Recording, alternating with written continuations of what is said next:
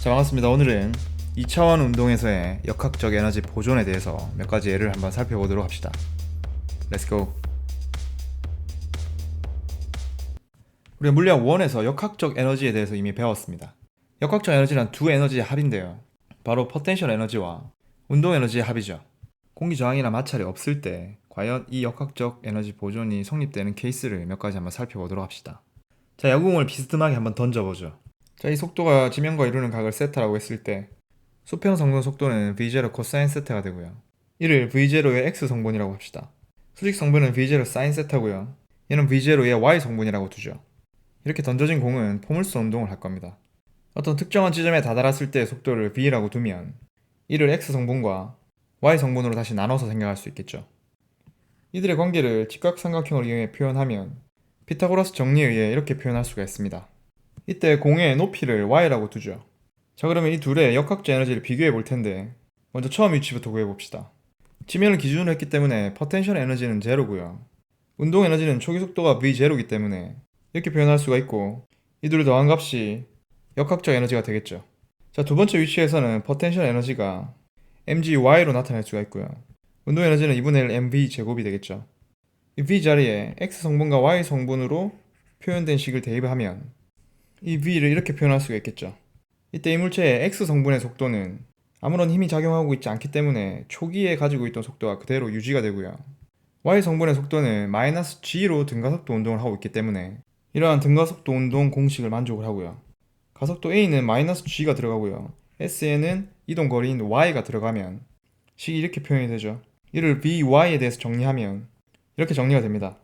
그래서 이렇게 구해진 이 두 값을 각각 vx, vy에 대입을 하면 높이가 y인 지점에서의 역학적 에너지는 이러한 형태가 되고요. 이 mgy와 마이너스 2gy 앞에 2분의 1이 붙었기 때문에 이 두 항은 날아가게 되고요. 이 항들만 살아남게 되죠. 이는 물체가 초기에 가지고 있던 역학적 에너지와 같다는 걸 확인할 수 있습니다. 자, 이 포물선 운동에서의 이 계산 과정을 다 기억할 필요는 없습니다. 그래서 학습지에서도 그냥 제외를 시켰고요. 다만 역학적 에너지 보존이 성립한다는 것 정도만 기억을 해두면 좋겠습니다. 자, 이제 비교적 간단한 상황을 보죠. 높이가 h인 건물에서 스파이더맨이 수평 방향으로 초기 속도를 가지며 점프했습니다. 그럼 이 바닥을 기준으로 했을 때 스파이더맨의 처음 역학적 에너지를 구해보죠. 역학적 에너지는 포텐셜 에너지와 운동 에너지의 합이고요. 스파이더맨의 질량이 m일 때 포텐셜 에너지는 mgh고요. 운동 에너지는 수평 방향으로 v0의 속도만 가지고 있기 때문에 자, 그럼 스파이더맨이 이렇게 뛰어내려서 바닥에 닿기 직전에 스파이더맨의 역학적 에너지를 구해봅시다. 기준면에 도달했기 때문에 포텐셜 에너지는 일단 없고요. 도달 직전의 속도를 v라고 두면 이게 바로 운동 에너지가 되겠군요. 그래서 역학적 에너지는 보존되어야 하므로 이런 관계가 성립되고요. 이를 v에 대해서 정리하면 이런 결과를 얻게 되고요. 마찬가지로 이 답을 외울 필요는 없습니다. 이것을 구하는 과정을 잘 기억해 두도록 합시다. 자, 그럼 교과서에 나와 있는 예제 문제를 한번 풀어보죠. 야구공을 v0의 속도로 지면과 30도의 각도로 던졌습니다. 그럼 이 야구공이 이렇게 날아갈 텐데 이 야구공이 제일 높은 지점에 다다랐을 때 위치 에너지와 운동 에너지를 비교하는 문제군요. 가장 높은 곳의 높이를 h라 두면 포텐셜 에너지는 mgh가 되고요. 제일 높은 곳에 도달했다는 것은 수직 방향으로의 속도가 0이라는 걸 의미를 하고요. 그럼 이 야구공은 수평 방향으로의 속도만 가지고 있습니다. 수평 방향으로는 등속 운동을 하기 때문에 초기에 가지고 있던 수평 방향 성분이 그대로 유지가 되겠죠. 초기 수평 성분은 V0 코사인 30도고요. 제일 높은 곳에서의 속도도 V0 코사인 30도로 그대로 유지가 되겠죠. 그럼 이때 운동 에너지는 이렇게 표현할 수가 있고요. 여기에 V0 코사인 30을 대입을 하면 이렇게 표현되기 때문에 이 값이 가장 높은 곳에서의 운동 에너지가 되겠군요. 그럼 가장 높은 곳에서의 역학적 에너지는 이렇게 표현할 수가 있고요. 역학적 에너지 보존에 의해 공이 처음에 가지고 있던 역학적 에너지와 같은 값을 가져야 할 겁니다. 이를 정리하면 mgh는 8분의 1 mv0 제곱이 되고요.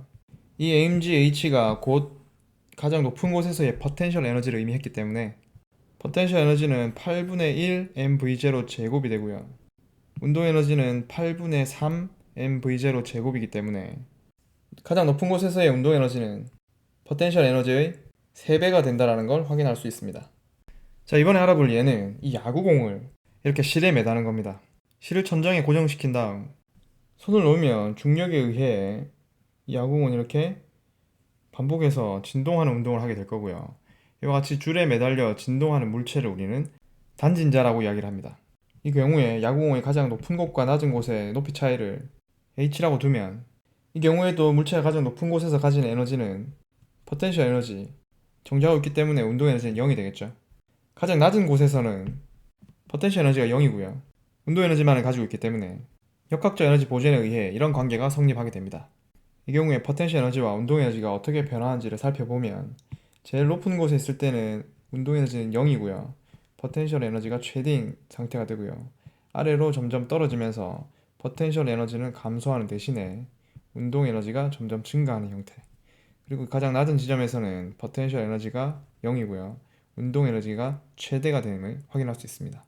하지만 여기서 중요한 건 모든 부분에서의 이 두 에너지의 합한 역학적 에너지는 이렇게 일정한 값을 가지게 된다는 거. 이 진자에 작용하는 힘을 좀 더 자세히 살펴보면 먼저 중력이 이렇게 작용하고 있고요. 실이 잡아당기는 장력이 작용합니다. 이 실이 기울어진 각도를 세타라고 두면 이 각도 세타가 되겠죠. 그럼 이때 이 중력을 진자의 운동 방향과 평행한 성분과 수직한 성분으로 분해를 하면 이 성분은 mg sin 세타가 될 거고요. 이 힘이 바로 진자를 중심으로 돌아오게 만드는 복원력이 되는 겁니다. 앞에 마이너스가 붙은 건 항상 중심 방향으로 힘이 작용하고 있다는 의미고요. 이 진자가 중심으로부터 변위를 x라고 두면 이 x가 매우 작을 때 sin 세타는 l분의 x로 근사시킬 수가 있고요. 여기서 근사를 사용하는 이유는 실제로 진자가 움직이는 경로는 이 흰색 경로를 따라 움직입니다. 우리가 계산에 사용된 이 노란색 길이와 실제 경로의 차이를 조금이라도 줄이기 위해서 진동하는 폭을 굉장히 줄여서 이 둘의 차이를 무시할 수 있게 만드는 겁니다. 여튼 그렇게 되면은 이 값이 여기에 대입이 되고 이런 식으로 표현할 수 있겠죠. 자, 여기서 굉장히 복잡한 수학 스킬이 들어가는데 이거는 우리 아직 고등학교에서 다루진 않고요. 여러분들은 그 결과로 나오는 값만 기억하시면 됩니다. 이 진자의 주기가 2파이 루트 g분의 l로 나타낼 수 있다는 거죠. 여기서 기억해야 될 두 가지 사실은 이 진자의 주기는 실의 길이 l에만 관계한다는 것, 그리고 여기 매달려 있는 이 물체의 질량과는 아무런 관계가 없다는 거, 이 두 가지만 기억을 해두시면 됩니다. 방금 전에 이 두 가지 사실을 우리는 진자의 등시성이라고 이야기를 합니다. 자, 오늘은 계산 과정에 수식이 좀 많이 나왔는데 이 계산 과정을 모두 다 기억하실 필요는 없습니다. 어떠한 흐름대로 이 계산이 흘러갔는가, 이 정도만 기억을 해두시면 됩니다. 자, 수고했습니다.